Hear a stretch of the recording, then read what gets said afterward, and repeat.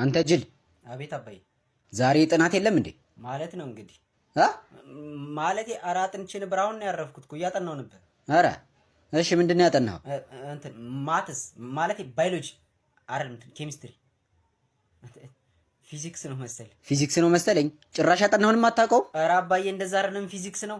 ሳጠና እኮ ተመስጬ ስለነበር ልብ አላልኩትም፣ ለዛ ነው። አትለኝም ባክህ። እሺ ፊዚክስ ስለምን አጠና? እንትን ስለ ፋርስ ማለቴ ፈረስ እንትን ፎርስ።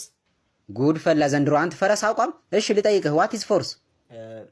የስ ምን ማለቴ እንትን ፎርስ ኢዝ ሶሻል ሳይንስ እረፍ። እሺ which study about ሌላ ፎርስ። ሳይ እንዲህ ነው እንጂ ልጅ ከወለዱ አይቀር። እስኪ በል ፎርሙላውን ንገረኝ የፎርስን።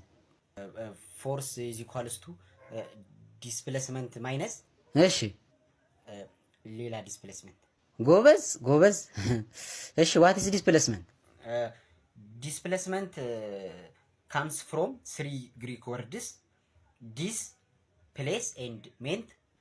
Dis means dislike, and place means ቦታ, and ment means menta karamilla. So in combination, displacement means I dislike to eat menta karamilla in this place. አቤት እውቀት! ይሄን እውቀት እኮ ዘራኸው። አንተማ የኔ ልጅ አይደለህ ወይ? እናትህ ማቅጣብኛለች ወይ ደግሞ ያኔ ልጁን ጥለው እንግዲህ ልጁን ያሳቀፉኝ። ነግሬያለሁ። ደግሞ እንደሱ ባየንህ ቄጥ አትይኝ።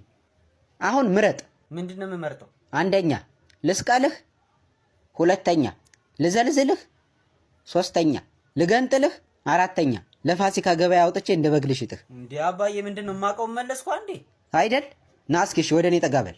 ኧረ አባዬ እዚህ ተመችቶኛል። ጠብቀኝ። ቆይ ማነሽ አስካለች፣ ለዶሮ የተዘጋጀውን የፈላ ውሃና መዘፍዘፊያ አምጪልኝማ።